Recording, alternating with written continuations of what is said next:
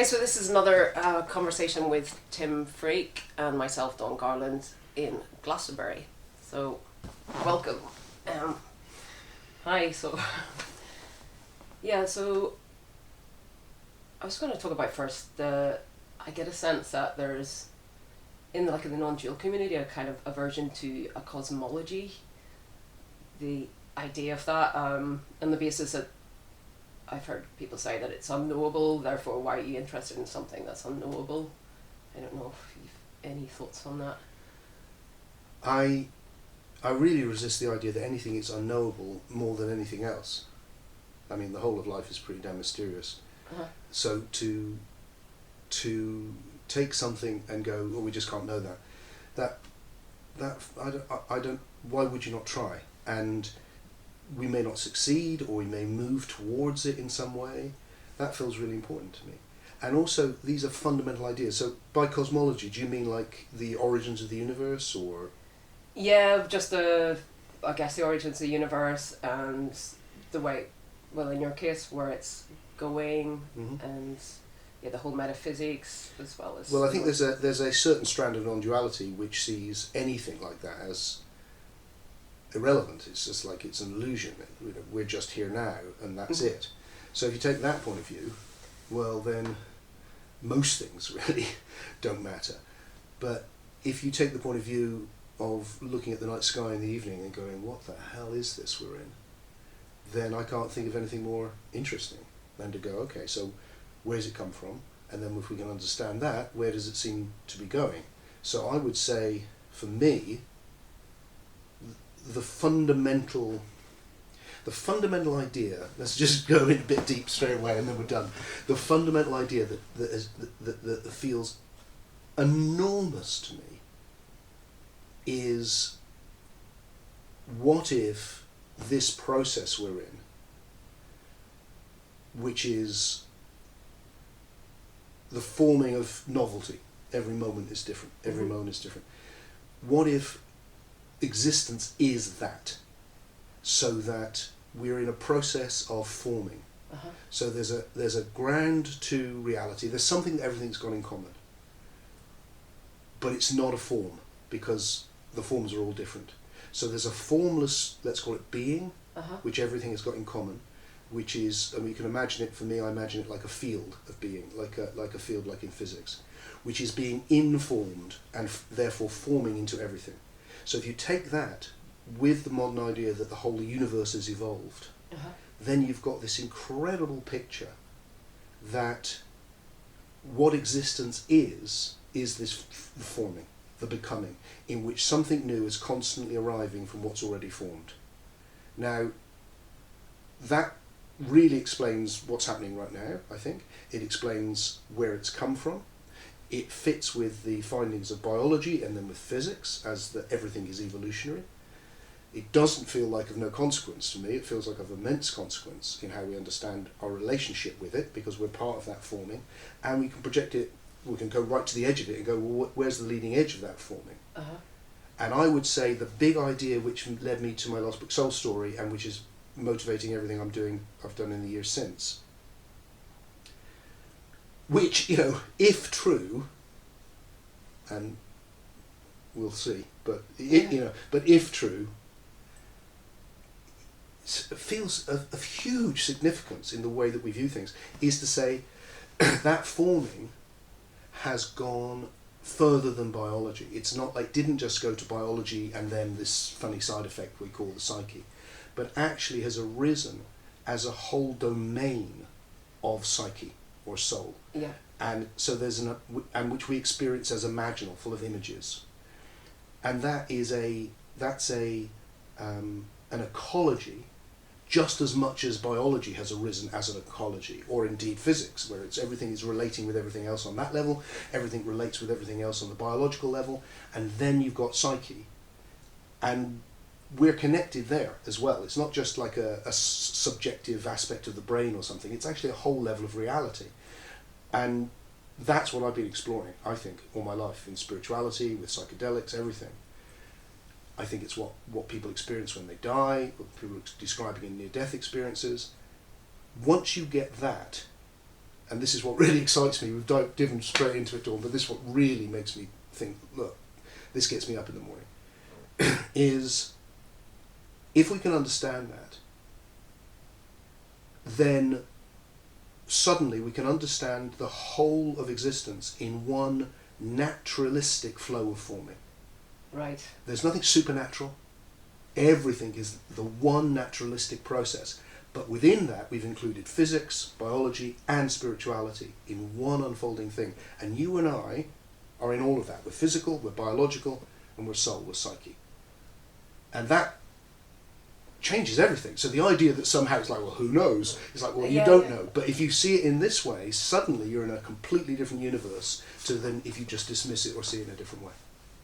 And you're also, because you've got this concept of like causal narrativity as well, which I find fascinating. So like the universe is knowing itself. It's like a story in a sense, like, and that's explains all the psychic events and synchronicities. Absolutely, because if you've got, see that again, it's like this is where it feels like if this could be a revolutionary view, because it includes these things which are currently outside the scientific narrative and puts them within one narrative of forming.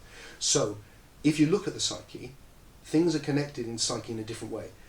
In the physical realm, things connect causally, often through proximity, so there's some sort of physical connection. In the psyche, they connect through meaning, or story, narrative. So if I say elephant to you, it will connect with whatever ideas you associate with elephant, or when you saw an elephant when you were a kid, or whatever it is. It's narrative. So I would say the universe has evolved from the sort of informational level you see in quantum physics and in even before that, into the physical universe, into the biological universe, into the imaginal realm. And the imaginal realm is narrative, and they're all interacting. So literally, it sounds provocative, but literally the universe has evolved into a story. And we're living that. And the story level is affecting the physical and biological levels, just as the biological levels are affecting the story level. It's happening right now. So when I meet you when you arrived, it's like, oh, Dawn, how are you? What have you been doing? It's story. That's what we interact with, story. And that's affecting it. And I think that's what causes the magic that we experience in especially if you study it, if you focus on it, it becomes more magical, synchronicities. I love the way you called it. You said about, the criticism of magic is wishful thinking, and that's exactly what it is. I thought it was really funny. But I love the fact that in non-duality, story is, kind of dismissed so much, and it's like showing the kind of power in that as well, in the individual. I think there's two things there, which is, one is, I do despair a bit of how everything human gets dismissed. Because the idea of dismissing the story of my daughter is just heartbreaking. To just go, oh, that's a story.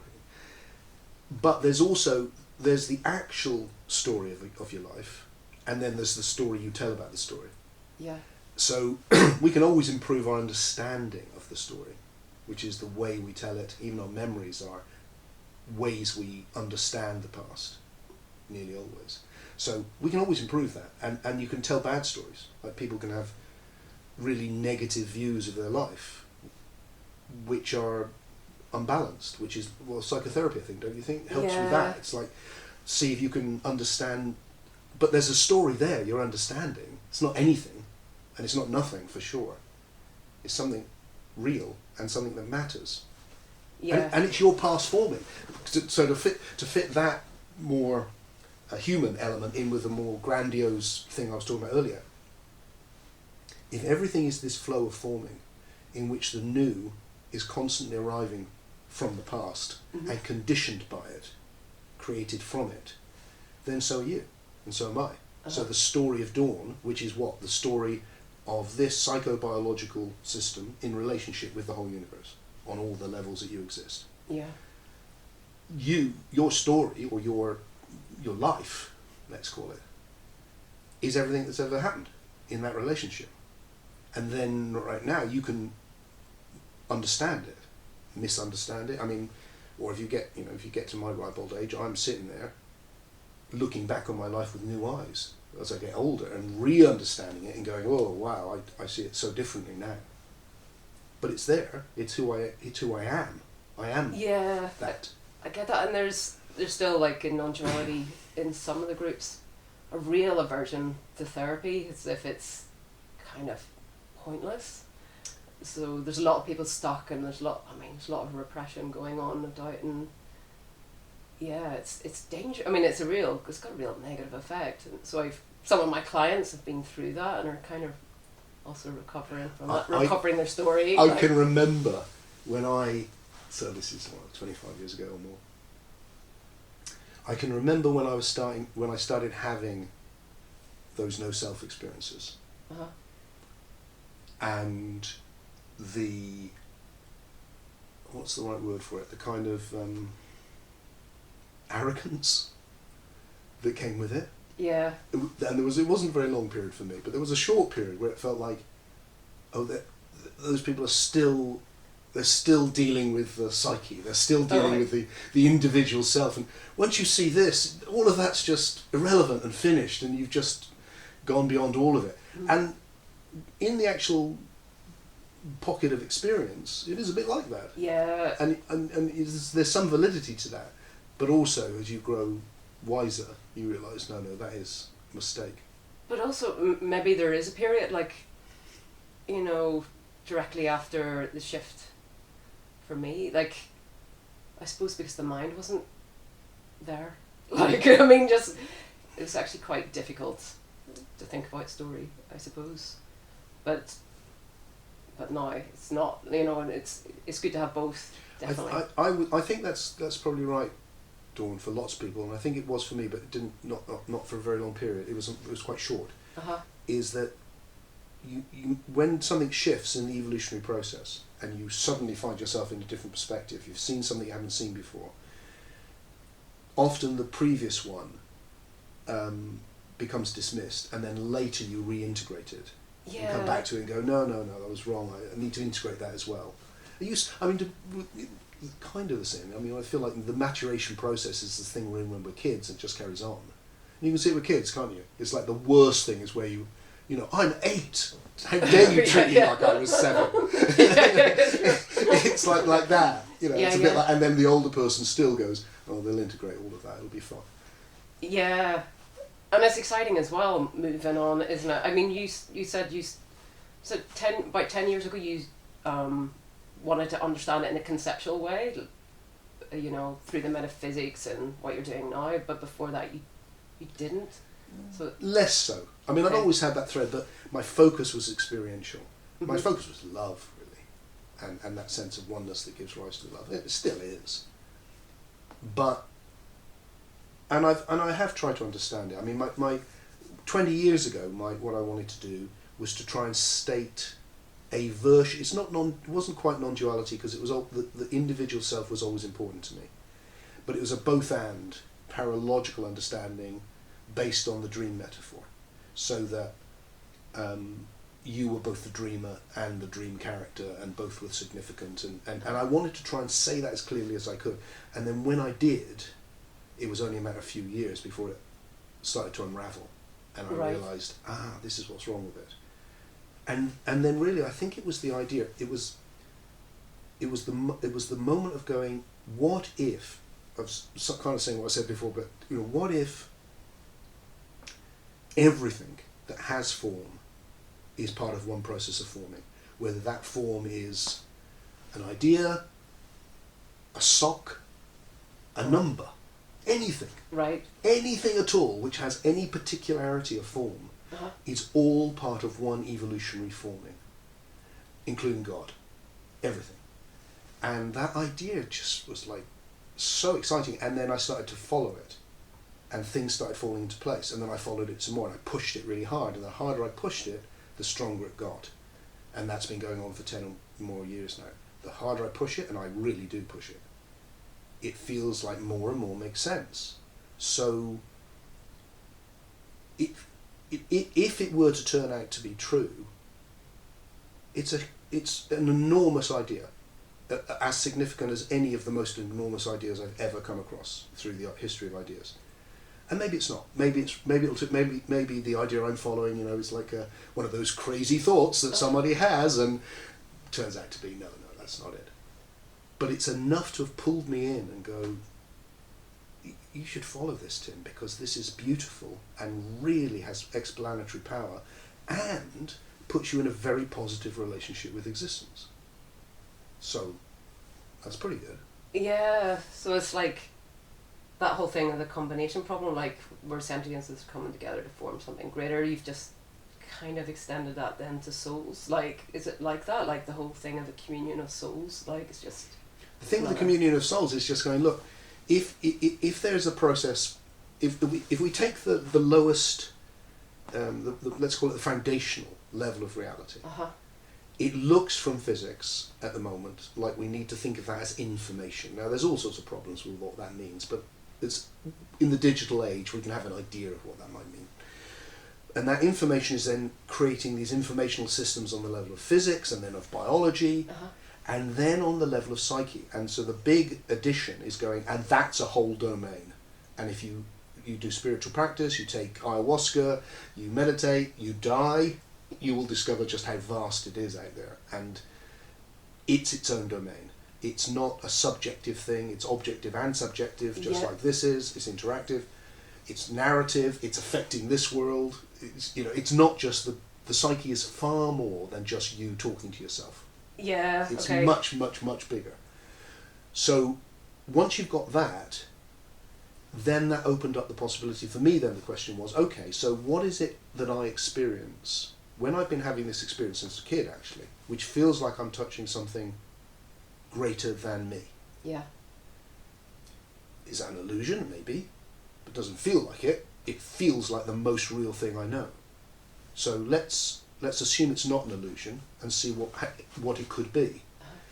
And that's when I started going, okay, so maybe that thing that I have called God, for want of a better name, that sense of a greater being or greater mind or something very loving, something which is one with the universe, maybe that has also evolved. But it's the most evolved level. There's something greater than the human psyche here. And that led to the possibility, which I find really intriguing and is working for me at the moment, which is that, so what about then, just as we know that this vast complex of Tim is made of single cells, and that originally, for a long period of billions of years, there was just single cells. And then they somehow got together and started making more and more complex organisms until there's someone like Tim. So what if psyches or souls are doing the same thing? They're coming into communion with each other, and they're individual, but they're also forming collectives, and then coming in to form something greater than themselves, of which each one is a part. And what if that experience we have of oneness, those spiritual experiences that, like when you said, they're just blissful, and you're like, wow, what just happened to me? And everything changes, is the experience of entering into that communion. We enter that communion, and then we are part of something greater, and that feels utterly, utterly amazing. So in that way, we're forming God through our own spiritual awakening. Right, okay. That makes sense? Yeah, it does. It does, yeah. It was also, you mentioned in an interview with Sonyu about you feel a personal connection to Jung and others, and you asked Sonyu if he thought Jung still existed in this psychic space. But you never answered that, so I was just curious. Yes, I do. All right, okay. Yes, I do. Good. And I think I do think I imagine it. This is the way that it's an imaginal realm, so it seems fine to use imagination to understand it, like a network of psyches. But it's not that much of a jump, really. It's going, look, we live in a biological network of organisms, and none of them exist on their own. They all exist within an ecosystem, and so does the psyche or the soul. So that we're forming collectives, and I think we form collectives now, Mm-hmm. So we're connected to all the people we know and love or work with or whatever it is. We have different connections. And people whose books we've read, we're connected with, and and all of that. So we form this network of collectives, and sometimes they go very close. So I think there's a connection. When you make a connection with somebody like Carl Jung, you're connected. Right, okay. But it's just a sort of sense of that? Like No, okay. I mean, dreams and things from time to time. Oh, right, you've had dreams with Jung, have you? Yeah, Okay. yeah. Any want to share? Well, nothing nothing which would be more than, Tim had a dream in which Jung appeared and said things to him, and they were significant at the time. I'm not for a moment there claiming, Carl came and visited me, although I'm not ruling that out either. I'm open about that. But certainly I think the mere fact, I'll have a dream about my daughter, because she is I'm connected to her in my psyche. And so my sense is that we're connected in those sort of ways. So, I feel Carl around, and he's been Uncle Carl to me for years. That's really nice. Yeah, I feel the same I feel like my life was saved by a dream by an author. Oh. Henry Miller, Okay. I'd never heard of when actually, because I used to be suicidal. It was on a day that I was going to kill myself. I woke up after he introduced himself to me, etc. I'm not going into the dream, but basically I'd never heard of him. He looked like Henry Miller with the hat, the spectacles, blah blah blah, on the beach and whatever, give me this mission, whatever. But I woke up in a bliss state, and the idea, killing myself, was just so far away. So that's amazing. That's beautiful. That's quite something. Yeah, it happened on the anniversary of his death as well, which was interesting. Wow. So, yeah. How long had he been dead?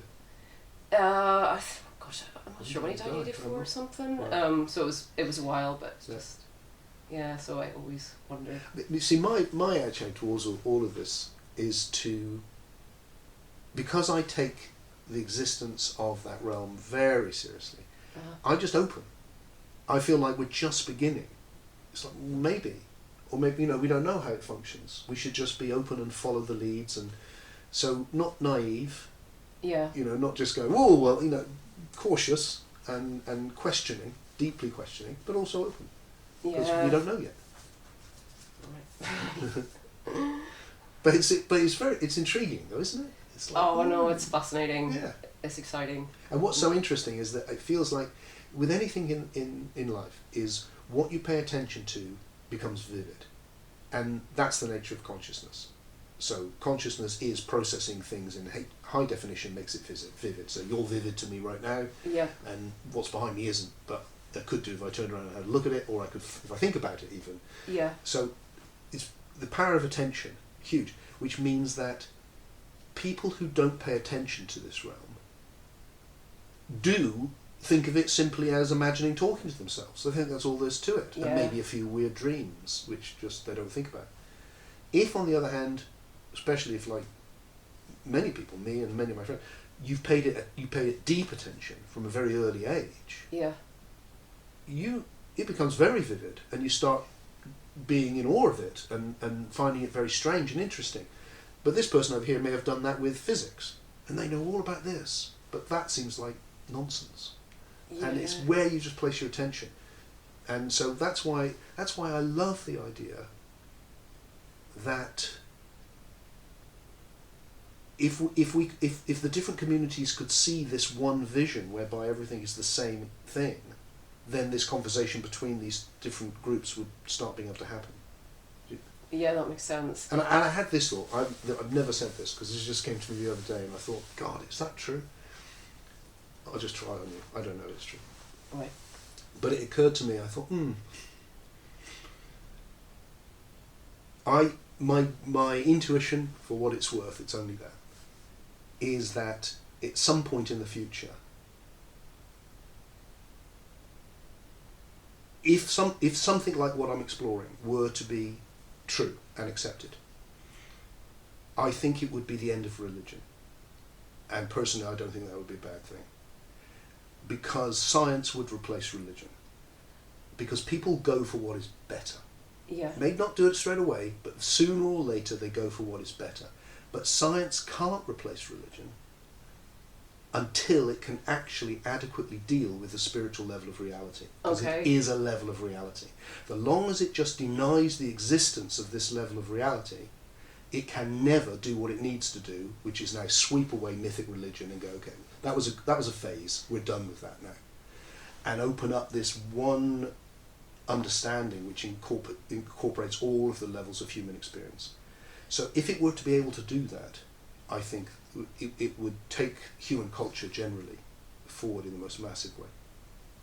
I mean, it's got to eventually anyway. I think so. It seems very stuck, and like you were saying, all the evidence from NDEs as well.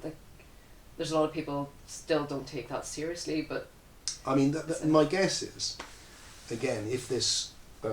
if some way of connecting them into one vision can be established, and I'm trying to do that, then suddenly there will be real, like, yeah, we should take this seriously. What is this? Hang on a minute. And then everything, which all of these, there's a lot of fruity nonsense in spirituality. Most of it. But there's also a lot of really profound things, and it's where human beings find meaning, where they find their deepest experiences. Suddenly all of that becomes not let's look at it to reduce it to some brain effect, but actually this is the most emergent level of reality. Yeah. It's all been heading, well, I'm not saying heading as in it had a plan or anything, but this is where it has arrived, and this is what's unfolding now. And once you get that, it impacts everything. It impacts how you live together, it impacts politics, it impacts morality, it impacts everything. Yeah, so it's so grounded, your approach, isn't it, in using the metaphysics and everything. It's just so straightforward. It takes all the kind of supernatural, it's woo-woo kind of thing. It just one collapses naturalistic in that. process. And you need the same levels of discernment, more in fact, with spiritual experience that you do when you're studying biology or physics or chemistry or anything. You need to be careful, discern, think carefully, doubt your ideas, but know that you're exploring something real. Yeah. I was wondering, I know I mentioned NDEs before, but it was just, because you studied, or you wrote about how they evolved from like the feasting halls of Valhalla to cities and, I don't know, greater architecture, etc., etc. But there still seem to be polarized into heaven and hell experiences, which haven't evolved in terms of, psychologically speaking. Like, it's so... So I would say that the two things. One is that it doesn't surprise me that the things that people describe in the afterlife have evolved with life. Yeah. Because it's imaginal. Yeah. And so the things that matter, if you're a Viking warrior, you're not that much worried about love and goodness. You're worried about honour and being someone who, when you come home, has brought in a whole load of slaves and a lot of booty. And and so there's a very different psyche to what we've got today. So the experiences that people are describing in the imaginal fit that. Now, for those that want to dismiss this level, it's just like, well, it's just all made up, isn't it? But the other option is, no, it's actually an evolving level of reality. And then, if you think about you've just done it, haven't you? You've just said, look, I was suicidal, and then I was blissful. Yeah. So you went from heaven to hell in a few moments, in a dream. But not literal. I mean, I'm just saying, like, they're literally in hell. Well, and now imagine that bliss and that hellish state, just you haven't got any sensory input from a body. But the sensory experience is still there, isn't it? I mean, well, it is for you. It was for you because you were still alive. But if you were dead, then your system would continue to couldn't experience the biological level, but your system would continue to experience the imaginal level. So the possibility of it being a hellish experience or a heavenly experience continues, and that's what you get with the Tibetan idea of the bardos. And most people, there is an overwhelming majority it's a very pleasant experience. But like dreams at night, they can move between nightmares and wish fulfilling. Yeah, fair enough. I think that I would imagine it more like that. Like, well, we know already the psyche moves between those states. That's what I'm trying to say. So no surprise. Oh right, okay, so that's how you would see it then, and it is something like, I think 17% are negative experiences, but of that, something like 6% are hell. Well, like, it's very small, but right, yeah. Still, it's not that good. Yeah, and also it's like, if you look at the repertoire of the imaginal in the imagination, you can see that if someone was going to, it wouldn't surprise you if you had a dream about hell and it carried archetypal hellish imagery, because that's what's in us. Yeah, okay. So that's what will be evoked, and it looks like, you can have that experience. But I mean, I think it's important to see that as something temporary. It's just like a bad dream is temporary, which you've got to come round from. Well, it's, I suppose it's not reassuring that 2 minutes of like cardiac arrest where you're you can have 90 years or 2,000 years of hell or something. Yeah. Because of the way time is in those experiences, I suppose. Well, that's true too. I have no idea. That's the truth. I have no idea, and I haven't met anyone who does yet. Well, you can pray your way out. It seems to work for some people, or think of the light. It's funny. There's something. My faith, if that, and I think that is the right word, comes from that experience of the light of that super psyche, of that greater being, which does feel so redeeming that I think, that makes me feel like, it's okay. And the great thing about the imaginal is that whilst the imagination and the narrative can have a little bit of an effect on this, but it's quite difficult, slow. If we want to do something here, if you imagine doing something, it takes a while to do it. Yeah. But in the imagination, it's instant. Yeah, that's right. Yeah, you can. So it feels like, dream, you can just change. Yeah, things can just be transformed. Yeah. So that's optimistic. Yeah. No, I don't know. I think I've experienced both, I suppose, heaven and hell. Right. So. I think, not necessarily to the extremes that you obviously have, Dawn, but I think most people, that's what the psyche is like. Yeah. And also experience of the shift. I describe it as heaven on earth. It just seemed like that. It looked like that. It felt like that. Yeah, it's just that. Yeah. Beautiful.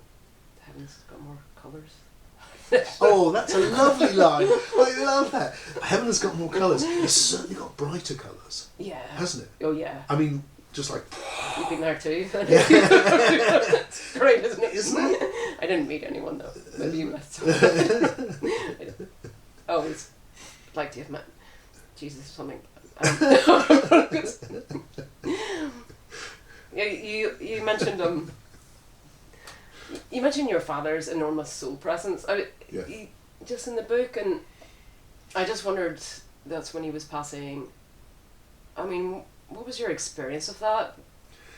The experience was the contrast, because my dad was in some ways a difficult guy, and as he got older, he'd been drinking more, and he actually stopped in his 80s, which was amazing, to which I find incredibly inspirational. But he had been difficult, so he felt small in some ways. And then when he passed, he felt enormous. And honest to God, since he's died, and it's probably, how long is it now? It's more than 10 years. Still, most weeks, sometimes most days, I am I'm adjusting my relationship with him. Okay. All the time, because I'm able to now. Partly because I can see him much more clearly. I don't just see my vision of my dad. I feel something bigger. Right. And partly because I've got older and a bit wiser. And I'm a bit embarrassed about my past, So, but it's partly because when I connect with him, he's a big presence, and I don't mean bigger than anyone else. I just mean that I'm able to connect with more of his soul than I could at the time. Although I did connect with him, I don't want to give the impression I didn't. I really did. I just wondered, Have you had that, because you worked around death? I did. Did you have that experience when anyone was passing? Were you? Yes, I think it was true. I think it's true with everyone I've been around. Right. That when the psyche, that level of reality becomes freed from its connection with, freed sounds like the body's a negative thing. Let's not say freed. Let's say becomes independent, totally independent of the body, because the body part of the system fails. Then it becomes more vivid. It becomes more than. It's a bit like, if I look at my imagination now, it's not very vivid. It's a little bit of, I could imagine a little bit of talking to myself, thinking, and I could, visualise a few things, sort of. But when I dream at night, and I let go of all my bodily attention onto the senses, it can be really vivid. And sometimes so vivid it blows your mind. Same in meditation. So if you've got no senses at all, not surprisingly, that becomes very vivid. Yeah, that makes sense. So I think the soul after death, the experience they're having of the imaginal, is far more vivid than anything we're experiencing in life. So in that way, it's bigger for them, and you can sense that. Yeah. You can sense the bigness of their imaginal experience, and touch into that. Okay, because it's an interesting phenomenon with hospice workers. There are a few of them, aren't there? They seem to know when someone's going to pass, and it's interesting. It is. Yeah, I think because we've cut ourselves off socially from death, I think as we move forward, there's obviously things we lose as well, and that might be one of them. That we haven't got that sense of, because people don't die as much. I mean, obviously everyone dies, so it's 100%. But you don't, you're not finding 2 or 3 of your siblings have died and your mum died in childbirth, and all of that's not happening as much. Okay. Thank goodness. So you're not around it in the same way until until you're older, and then you start noticing that people are dropping all around you, and then you realise. Yeah. That's what's coming. That's probably a bit. I was just thinking of that Gary Lackman when you were anyway, talking about Colin Wilson. I used to like his books. I didn't read all of them, but I read a few. But just not The Outsider. Yeah. Nah. He said he influenced you, though not altogether positively. Yeah, it's probably the same with everybody who read The Outsider, to be honest. Like, but I don't know. Do you want to elaborate on that? Just because I think, I loved it. I mean, it's a long time ago that I read it, and it was lovely to meet him, and funny also, because it felt like he'd done so much since, and yet still people were coming up to him as we were walking in the street going, "Thanks for The Outsider." It's just like something he wrote when he was really young, and it's like, that must be odd. But I think just that, The Outsider. So I have felt throughout the whole of my life like an outsider, because the culture I happen to be born into is not really interested in the things I'm interested in. So were you isolated with that then? Outside but not isolated. I've always found that I found people around me who, or maybe my own passion would stimulate people around me to start exploring these things with me. So I've never felt on my own with it. I've always had deep friends, and I've had friends I've travelled with since I was in my teens when it first started, and I'm still travelling with them now. Was that from university? No, way before. Oh, okay. Yeah, before university. And from university as well, but from Peter Gandy, who I wrote numbers of books with, and I see regularly, and we've been having one conversation all the time. I mean, I met him when I was 12. Oh my God. And wow.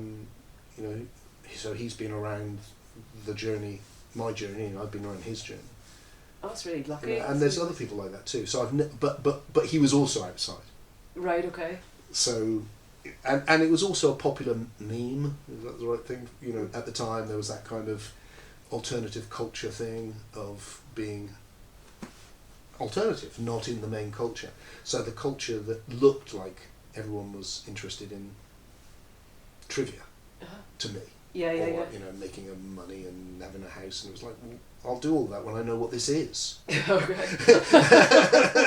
It's like, first, before we do all of that, what the fuck is this? And what should I do with it? And does it matter? And what's life for? And what's those big experiences I keep having that blow my mind? What's that? So that's what I focused on. All right. So you've always had people that challenge you, like, I mean, people like Sonia and stuff you met at uni as well, and. Yeah. I guess we sought each other out and recognised it in each other, and not all, in that odd way in which people, like with Sonia. I mean, he is now the leading expert on Jung in the world, I would say, and has actually given us the Red Book, which was a book that no one thought they'd ever get, of Jung's real deep own journey, and he was like that at university. I don't know why. Why was this intelligent Indian student obsessed with Carl Jung? But he was. Cool. So, oh gosh. Yeah.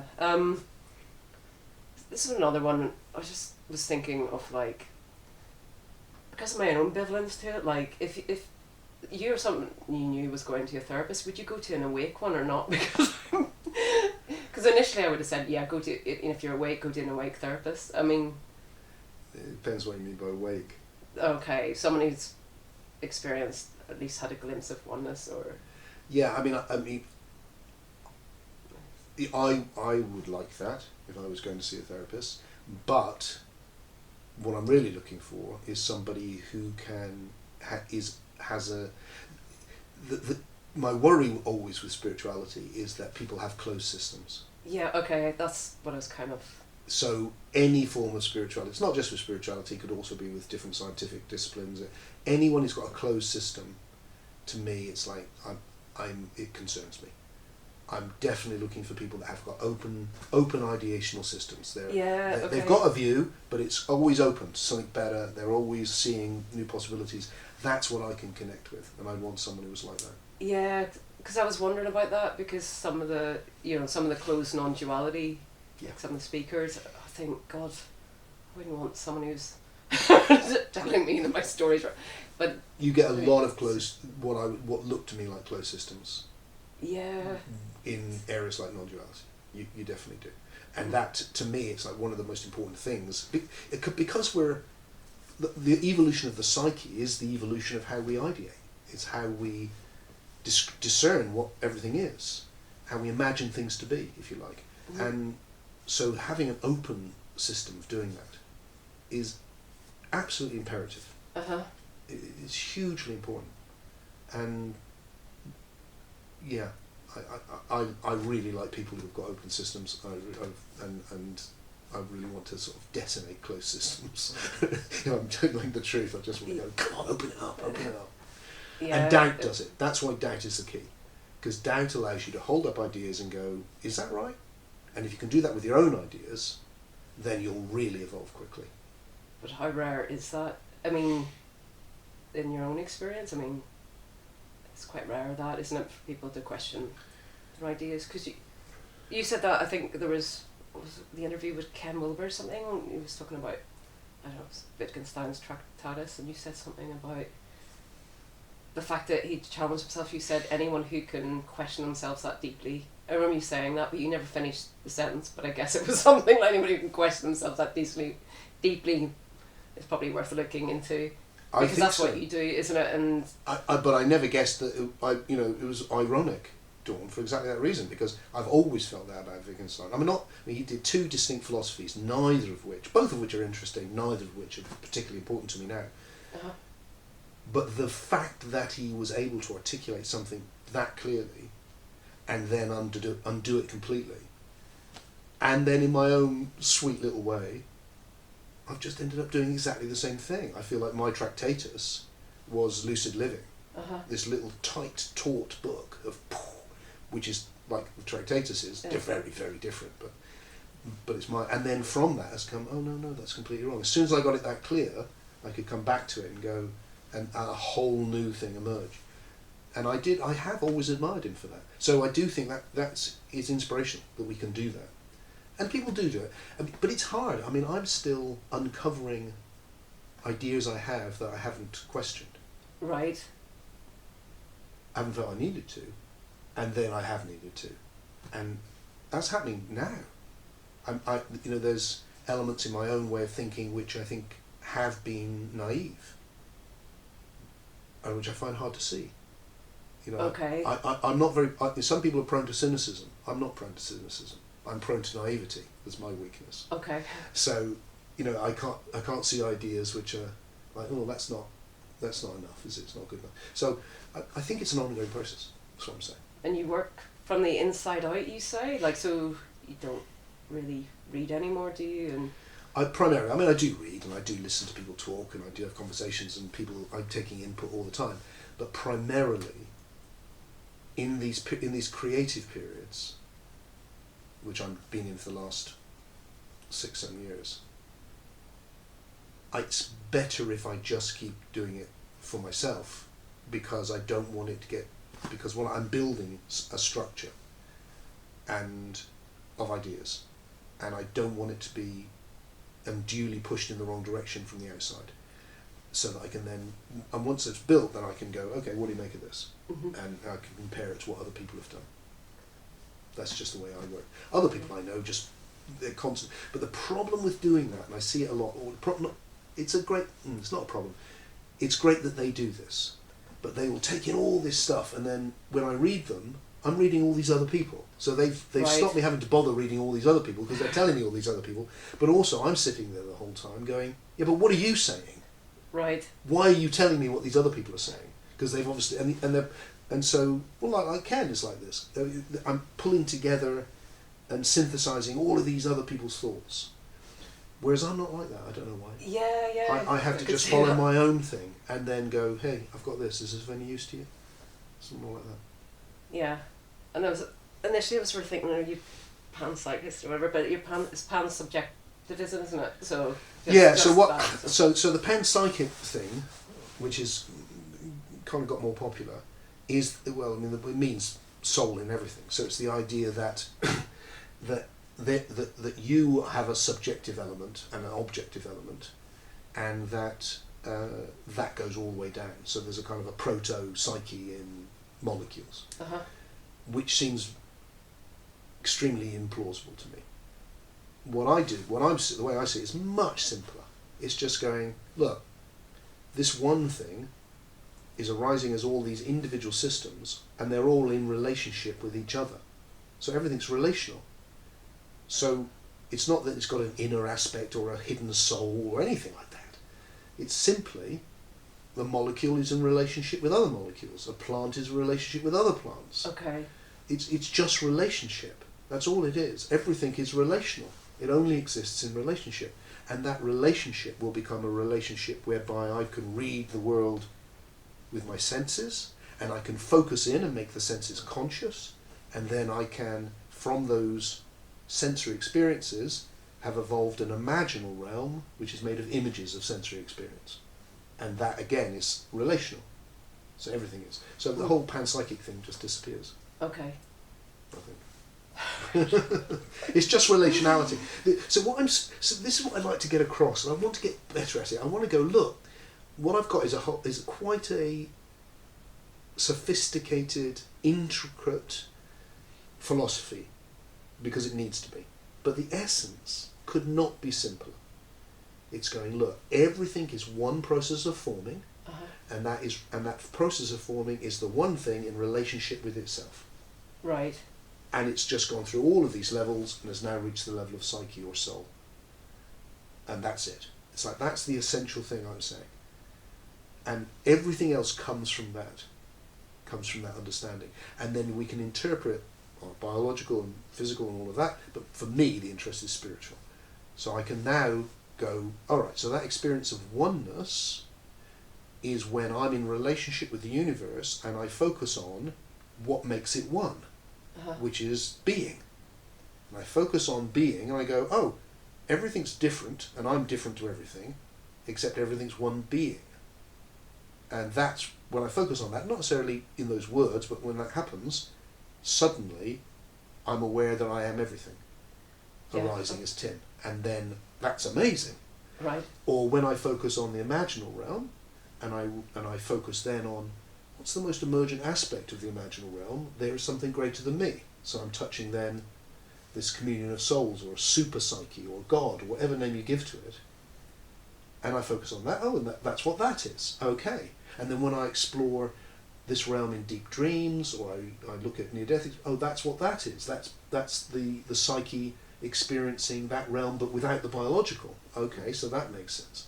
And then when magical things happen, it's because that world of narrative is affecting the world of physics. Mm-hmm. Because that happens all the time. I mean, I'm affecting my body now. My psyche is making my hand go up and down. Yeah. So everything is interacting with itself. And then so from that very simple thing of, look, everything is forming. Everything is a new moment forming on the basis of the last moment. And everything is that one thing in relationship with itself as all these different systems, including me and you. That will end up giving you a whole different experience of life and of spirituality. I mean, that sort of, you talk about the genius, but the way Jung understood it, it's like having a voice is like a sign of vocation. That's the way he got it. I mean, there's some people in your interviews, who was the one? Was it David Bremer? Who was the one, the Origins of Life guy? But he talked about having a voice as well. Like, I think there were a couple. Do you see it in terms of that as well, like related to vocation? I think there's a life is very complex. I've been trying to focus it down on some simple structural understandings, but it's obviously very complex. So my sense is that it is plausible if you understand it in the right way. The idea of reincarnation is what I want to talk about. The idea of reincarnation, if understood in the wrong way, is the least plausible idea I can think of. It just seems crazy, ridiculous. Right. But if you understand it in a different way, in the way that I explore in Soul Story, I don't think it is. Suddenly it's like, oh, maybe that is plausible, and not so completely wild and crazy. And if you've got that, then when I said I experienced my father as bigger, yeah, is because I'm experiencing a bigger. I'm not limited to the view of John Freke. Yeah, I'm aware that John Freke is also going back and back and back, and is much more than that. So, if that's true, then that's in you and me now. So there's a part of your psyche, your soul, your deep soul, your daemon or your genius, which is that, which is more than Dawn. But is it like the more, or does it work in your mind? Does it work like the more incarnations you have, the more? I think you said something like that. The more in touch you would be with your genius, daemon. Or not? I don't know if I did say that. No, okay. But I do forget the things I say sometimes. But I do think. Obviously, you're made of your past. Yeah. So okay. now you're made of the past of Dawn, but maybe you're made of the past of more than Dawn.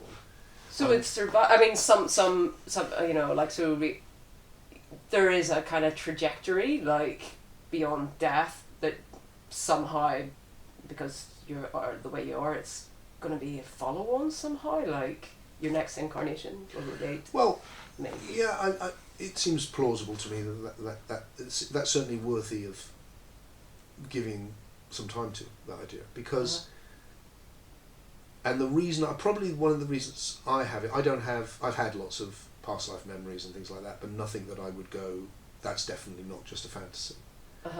And I've studied them, and there's been time, and I've seen a lot of manipulation, bad manipulation around past lives. I've seen you before. We met again. Oh yes. Just join my cult. Yeah. Oh right. Yeah. I've seen a lot of that, so I'm very suspicious of all of that. It really is. It's a bit of a line as well. It is. Oh yes, yeah. There's also that as well. You probably had that more than I have. Yeah. It's a good line. I've never used it myself, but it is good. So,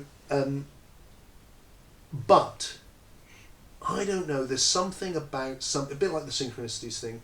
Like for instance, my connection with Peter Gamby. I don't know. It's just something about it. It just feels like we've known each other for a very long time, and it's always been there. Now, that could be just a fantasy that we have. It's not important to us. It's not like we're carrying it around as some sort of like defining idea remotely. But probably if you pushed us, we'd both go, yeah, probably. And and that sense in which certain things that happen in your life can have that feeling of, like the voice telling you need to do that. Yeah. Like there's a guiding thread. So once you understand, once you can get what seems like an outrageous idea, that life has evolved into narrative, a bit like, if you looked at a computer game, life isn't a computer game, but if you use that as a rough analogy, you can see these different levels of it. And on one level, it's all ones and zeros and quite mechanical. But on the top level, it's a narrative. Yeah, where you're interacting with a narrative. And they're all interacting with each other. All those levels are interacting. Once you get that, that's happened to life. It's literally become a dream. It's become a narrative. It's become a story. Then all those things, you can start to understand them in a new way. Because it becomes like, this is the latest level of emergence, and it's having an effect. So you can, I think that voice of the deep self saying, that's what you should do, that's your thing, can be that. And I think those meetings with people, which are really significant, can be that. Yeah, okay. So it's like it's a bit cheesy, that term, soul family. I was thinking of Peter Gandhi. But yeah, it makes some sort of sense. Well, it's like so much of this is like, it becomes cheesy and slightly ridiculous because the context it's often used in, and I've done this when I was younger, for sure. It's romanticised, it's not questioned, it's just, it becomes something you believe because it sounds nice, all of that. So once you tighten up your thinking, all of that looks a bit crazy. But what I'm drawn back to is but inside of it is something deep. Don't throw away the baby with the bathwater. It's like there's something there that is deep. And I think often you know it. So there is a kind of soul family, or there is a deep soul connection. Yeah, it makes sense to me. It does.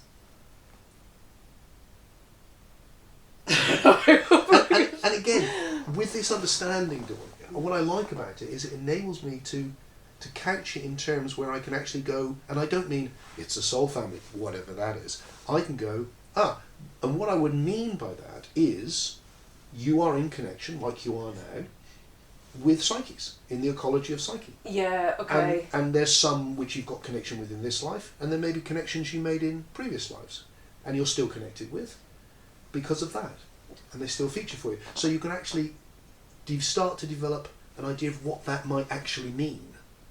So it's not just like an airy-fairy term. You can begin to, it's only the beginning, to put it in some context. How did you experience, I mean, I don't know. How did you experience your past life? Did that just, the past life experiences, did they just bubble up, or did they?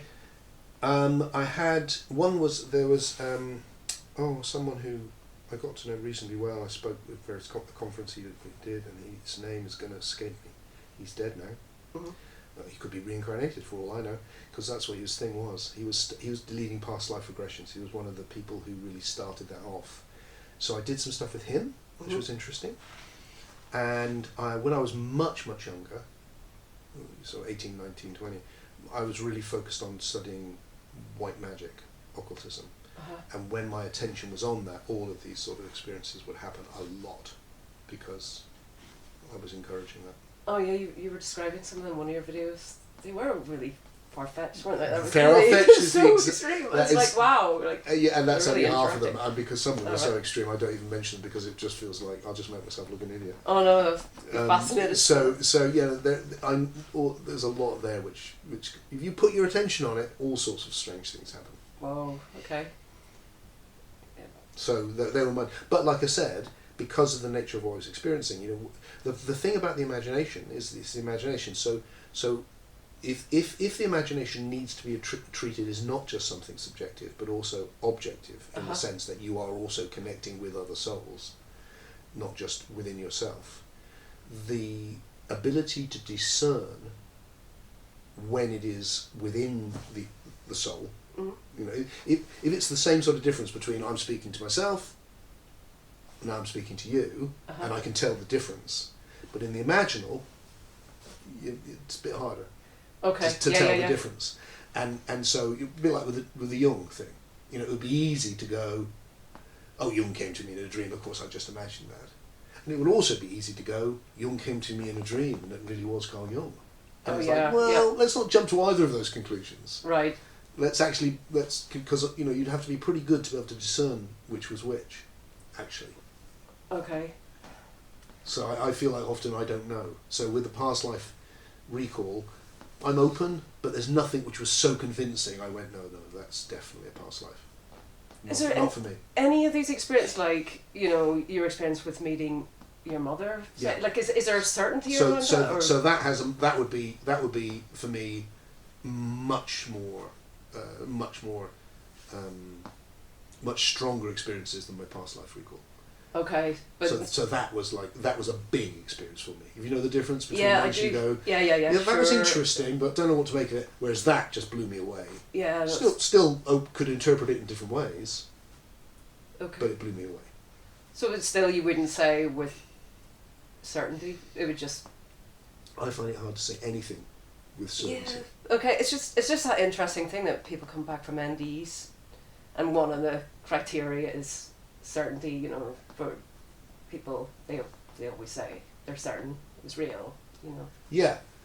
Now, if you ask me that, I would say it was real. But a real experience rather than. But if you've developed the ability to doubt this experience, let alone an imaginal one, do you see what I mean? Okay, it's like, sure. All right. then you realise that any experience, there's many ways of interpreting it. Yeah, no, I get that. And it's the ability to see. So with an NDE, there's all sorts of ways of interpreting that. So even though you're certain you had it, you're certain it felt absolutely real, those are all really significant. And my guess is we should take them on face value. That's my guess. Yeah. But yeah, that still it could be wrong. Yeah, I've got that too.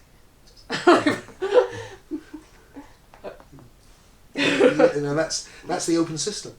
Yeah. The open system, it's always open. And it feels healthy, doesn't it? It does. It's really important. The development of the open system is what has created all the good things in modern culture.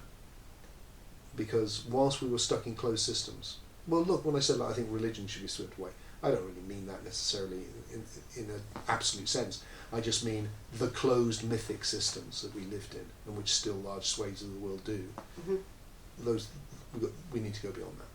Yeah. And it's the closed systems. I mean, it could also be a closed Maoist system, which is atheistic. Yeah. It's the closed system that's the problem. That's the biggest problem. All right. Because it can't look at itself. Yeah. It can't reflect. It can't reflect on itself. If you have a closed system, you can't reflect on your ideas. Mm-hmm. You can only see with them. Once you can reflect on your ideas, there's the possibility of seeing it in a different way. And once you do that, then your soul is literally moved to another level because it can look at itself. Mm-hmm. And everyone can do that to some degree. But the more we can do that, the deeper the soul comes, and the more more quickly it can evolve. That's been my experience. I'm still learning how to do it, though, to be honest. Fair enough. I really am. I'd like to get better and better at it.